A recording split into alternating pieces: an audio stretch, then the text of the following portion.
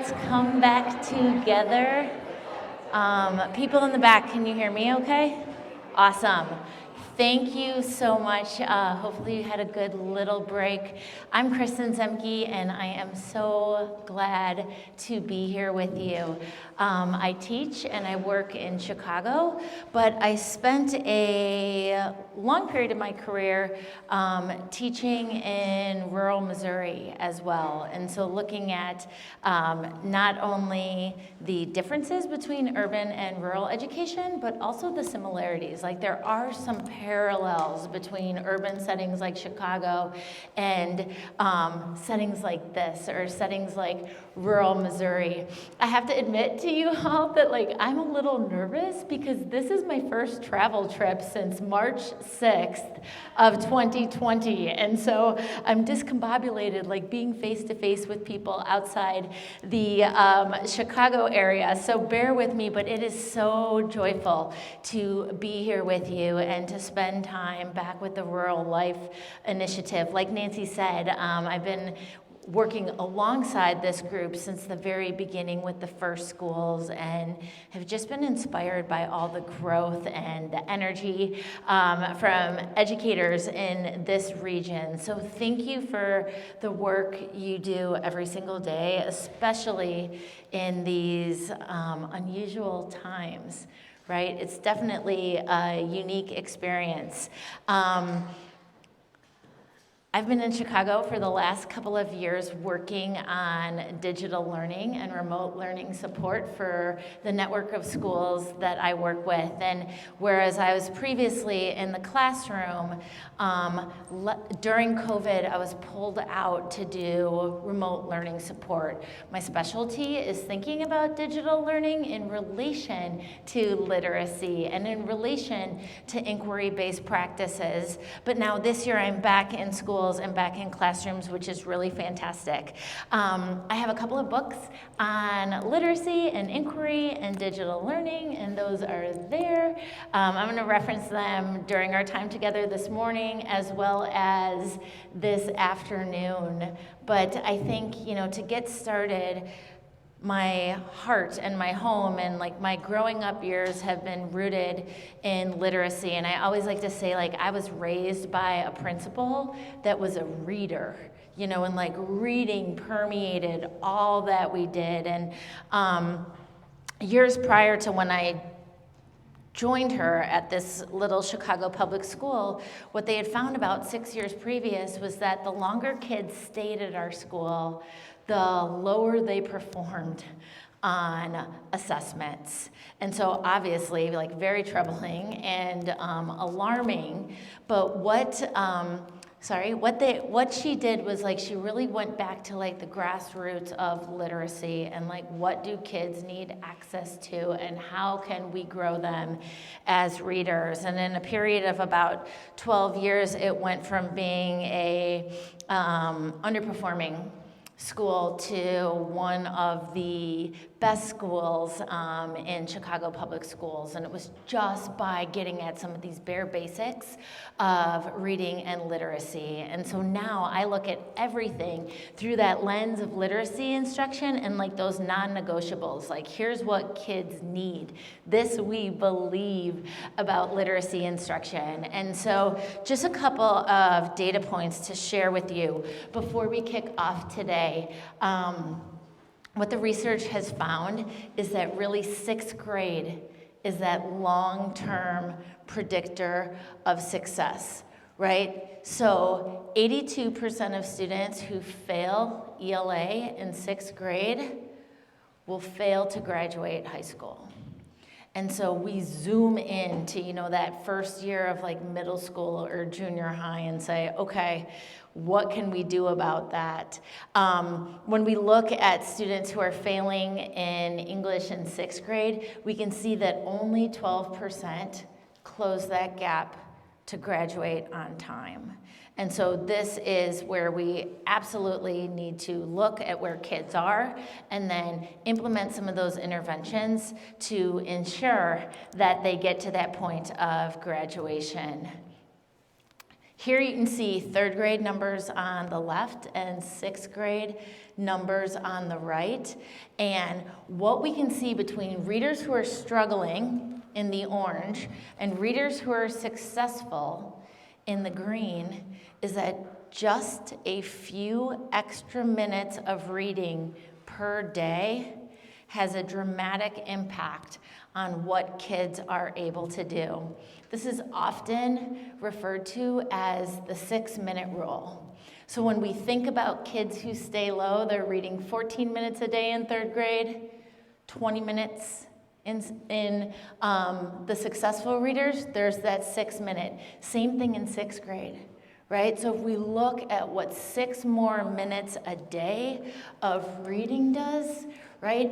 Significantly more words read, right? Significantly higher comprehension just by that additional 6 minutes a day.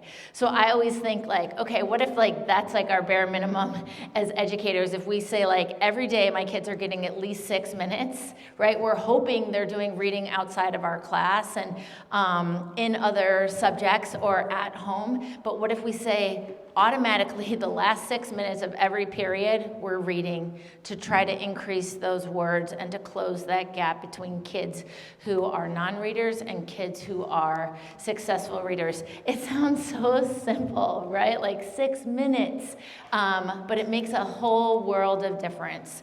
Building off that type of work, right? Again, looking at kids and vocabulary, right? Here's what students who read 20 minutes get to, right? 1.8 million words. Kids who read 5 minutes, 282,000 words. Kids who read 1 minute, 8,000 words, right? So we know like the impact on responsive vocabulary, but also background knowledge to access information, right? If you're only getting 8,000 words, there are huge background knowledge gaps into what you can access and comprehend moving forward. And so we see this piece of daily reading as having so much influence on what kids are able to do and a long-term predictor and indicator of success.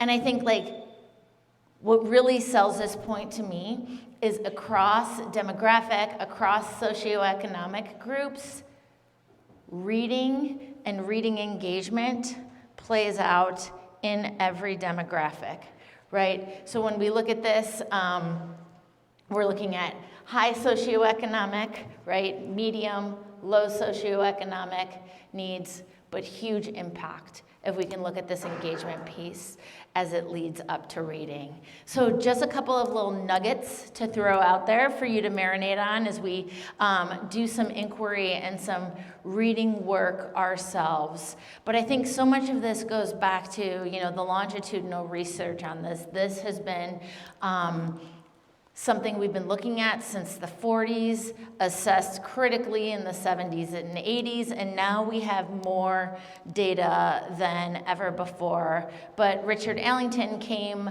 to the point out of the University of Tennessee with these big ideas on reading achievement, and his work reflects that there are 3 principles that students need in order to be strong readers.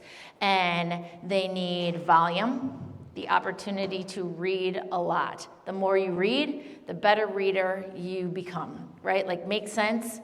Maybe we can do this for kids. The other thing he identified as one of those 3 principles to achieve as a reader was choice in the text and titles that you read, right? Kids read more when they're interested, right? We can actually read much more complex texts when we have the desire to go into it, right? So if you're a hockey nut and want to read about hockey, you can read a text that's beyond your reading level because you have that passion, that background knowledge, and that interest. Fontes and Pinnell did a study in 2011, and what they found was that when kids have choice and choose a text they're interested in, they can surpass their reading level by up to 3 levels, right? So they can say, okay, I'm testing at an M, right? But I can read this book in hockey at like a level P, or whichever lexile we're talking about. So we're really thinking about this element of choice. And then the third principle of reading achievement is that young people have ongoing access to respond for real purposes, right? To turn and talk with a partner, to be in a book club and think deeply about a book, to write about reading in a way that is maybe beyond a book report, but more purposeful, a blog, a website, even just something that's posted in the hall, a book review for others to use. So volume, choice, and response are those Allington 3 principles of reading achievement. And we're gonna talk a little bit more about that in just a couple of seconds. But what you're going to do for the next 45 minutes or so is you're going to engage in just an authentic inquiry into literacy. What do we know about readers? What do we know about middle school readers, right? So the first thing we're going to do is move around a bit. All you really need to bring with you is something to write with. You have to form a group of 6 because there's text-based for each person in that group, and there's only 6 reading options. So this is an opportunity for you, again, to connect with people from different schools. We've got some extra tables here and in the back. If you want to stand around those taller tables over there, feel free. But what we need you to do is grab something to write with, and then move around so that you're standing or sitting in a group of 6, okay? So let's take the next 4 minutes to do that. Once you get in your group of 6, if you don't know everybody, introduce yourself, share what you teach, and a fun fact. All right, so go ahead and move around into groups of 6. Coaches, I'm gonna ask you just to fill in where we have gaps in a little bit, okay? All right, happy moving. Thanks, everybody.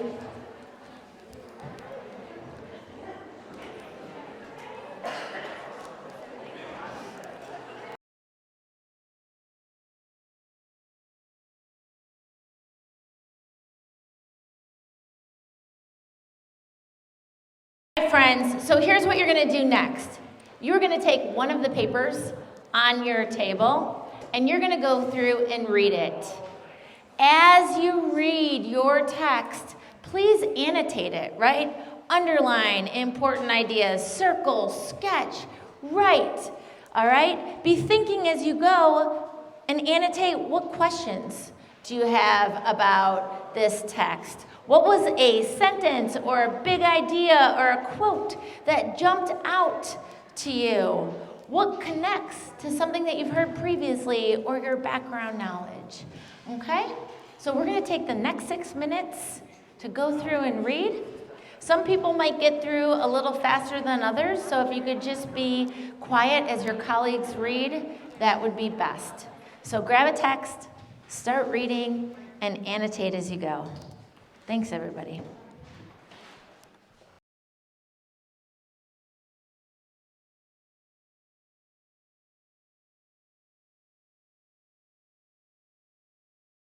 All right. Wherever you are, just take a moment and pause. What I want you to do next is we're going to synthesize and stick, right? So in your article, I'm going to ask you to synthesize the 3 big ideas, all right? And what you read, what were the 3 big ideas? Then I'm going to ask you to write those 3 big ideas on a sticky note and then stick it to your article. Okay, so there should be Post-its on every table. Synthesize what were the 3 big ideas, write them down, and then stick them on your article.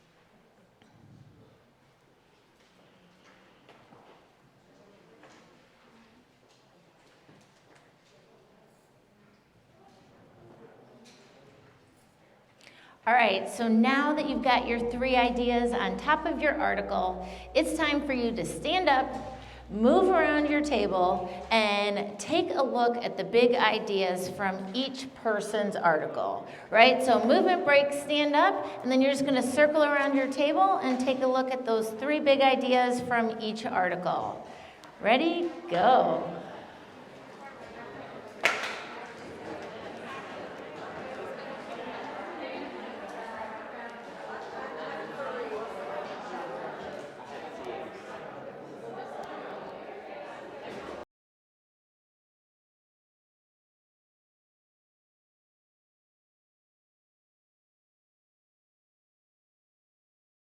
All right, everyone, if you can pause your conversation just for now, head back to your seats. We'll keep going. So wrap up your conversation, head back to your seats. Thank you.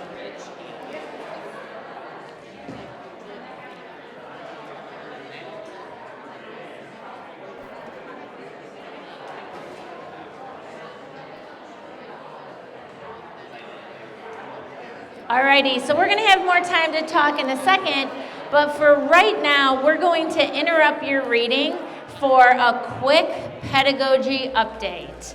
All right, so counting down to that pedagogy update, and what we're talking about today is the power of visuals, right? And this is a quick way to differentiate and engage students across reading levels and across the grades, right? Visuals, a huge new surge, not only in education, but in society. As you look around the world, online, in stores, on billboards, everything is so visual. And what we know is that visuals speak to humans. It's an evolutionary response, right? What we see, we respond, and we react to. Interestingly enough,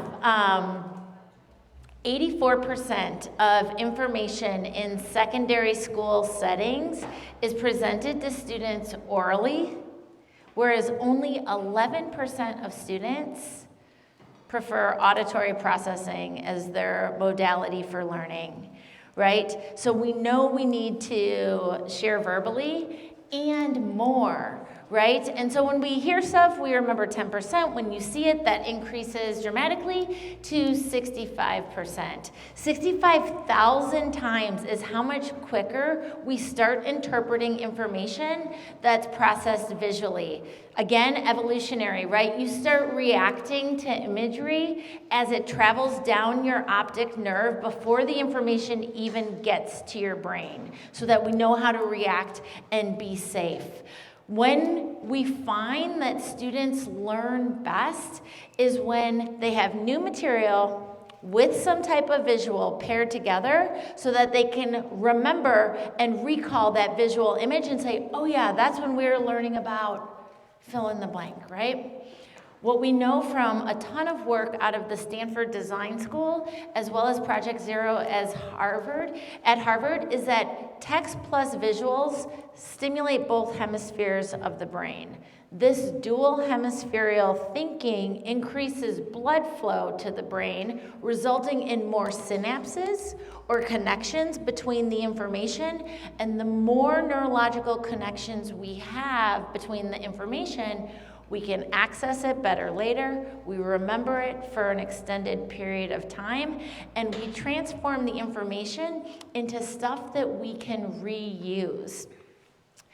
When text and visuals were paired together, after 3 days, students who read only text remembered 27% of the information. When there was text with some type of visual, after 3 days, students remembered 62% of the information when that visual was paired alongside it. So a quick adjustment to differentiate and to welcome students via access into the thinking conversation. There's a ton of new professional books and readings on this if this is something that you're interested in. But what we know is that visuals and visual thinking in education circles today referred to as sketchnoting, right? Drawing pictures and pairing it with labels or short blurbs. What we know today is that this is a more effective tool than linear note-taking, right? Top to bottom, sentences and notes are not as effective as giving students the opportunity to doodle or to sketch alongside the notes that they're taking. We go back to hieroglyphs, right? Ancient Egyptian form of writing, shapes and symbols that make up words. That's what we're looking for when we talk about this piece of sketchnoting, right? You can say to any kindergarten student, like, what is a circle? Right? A circle could be a pizza, a moon, a pumpkin, a ball, right? Like all of these different things. And so we can model that for students to introduce some quick sketching protocols. But today, I'm going to have you guys go about and try it. And so here's some examples from educators in previous sessions of the sketch notes that they created, right? Heavy on the pictures. No sentences, but just short words or phrases paired with it, right? So today, in your small group of 6, next, you are going to summarize your reading and represent your thinking with a visual. So together, you're going to pull all of those big ideas that we just discussed. You're going to grab a piece of chart paper on your table and then contribute to a visual representation that summarizes what you read. All right, check for understanding, thumbs up if that makes sense. Got it? Okay, awesome. So there should be markers. If you need some, we've got extras in the back. Go ahead and grab your chart paper and create some visual to summarize your thinking. Thanks, everyone.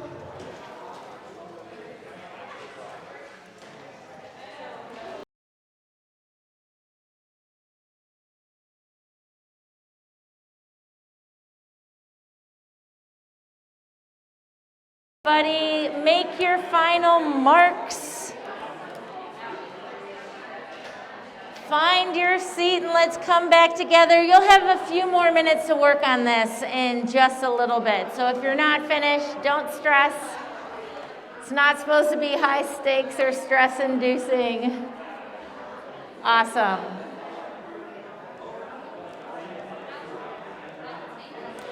Fantastic. Thanks, everybody. All right, here's what we're going to do next. So listen up to this part, and then I'm going to set you off to do some more independent work. Now, on your table, there is a next set of articles, and they are on blue paper. You are going to pick the article that has the same number as the article you read. So if you read article number 1 the first time, pick the one that has number 1. If you read article number 2 the first time, read 2 again, okay? So corresponding numbers to what you already read. Same thing, you're going to annotate this, underline, circle, sketch, draw. What might be new learning? What connections do you have to the article you previously read? What questions or reactions do you have to this new piece of text? So let's take the next couple minutes and read the blue article.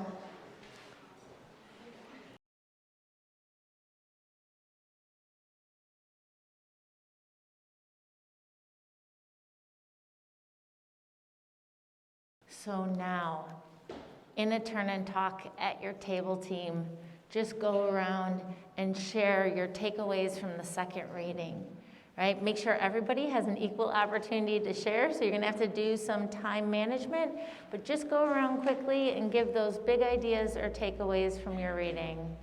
Go ahead, turn and talk.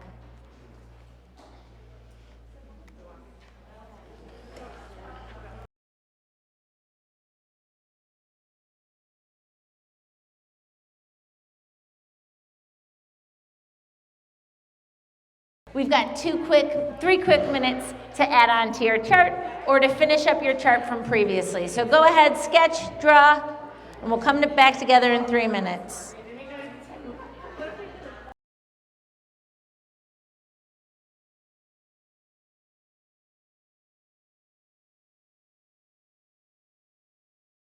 Looks like most people are done with their chart. So now, here's the final phase of this, right? You guys have come up with all of this great thinking. You've read 2 different sets of articles. All right, together in your team, each team needs to come up with a statement. Middle school literacy is, and fill in the blank from the big ideas on your chart. How will you pull it all together? Middle school literacy is, and then summarize the information that's on your chart. Please write that statement somewhere on your chart. All right, so middle school literacy is, write that on your chart.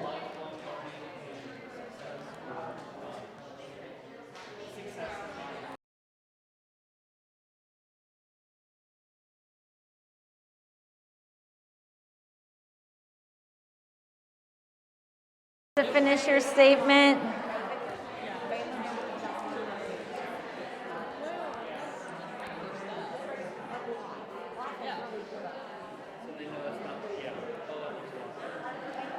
All right, next, you are going to get up and move around and do a gallery walk. You need to go look at least 4 charts. All right, so stand up, move around, go take a look at other people's thinking, and we'll come back together in about 4 minutes.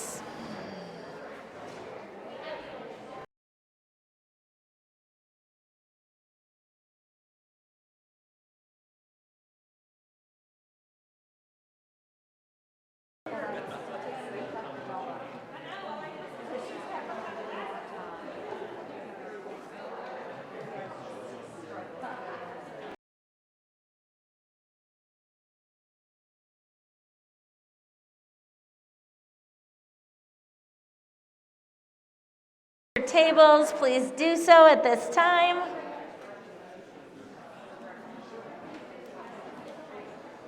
Original table or group table? Okay. Good question. Make your way back to your group table.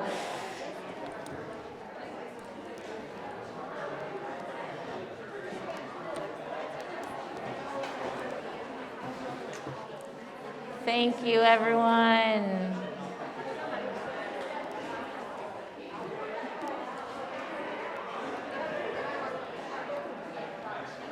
Okay, thank you.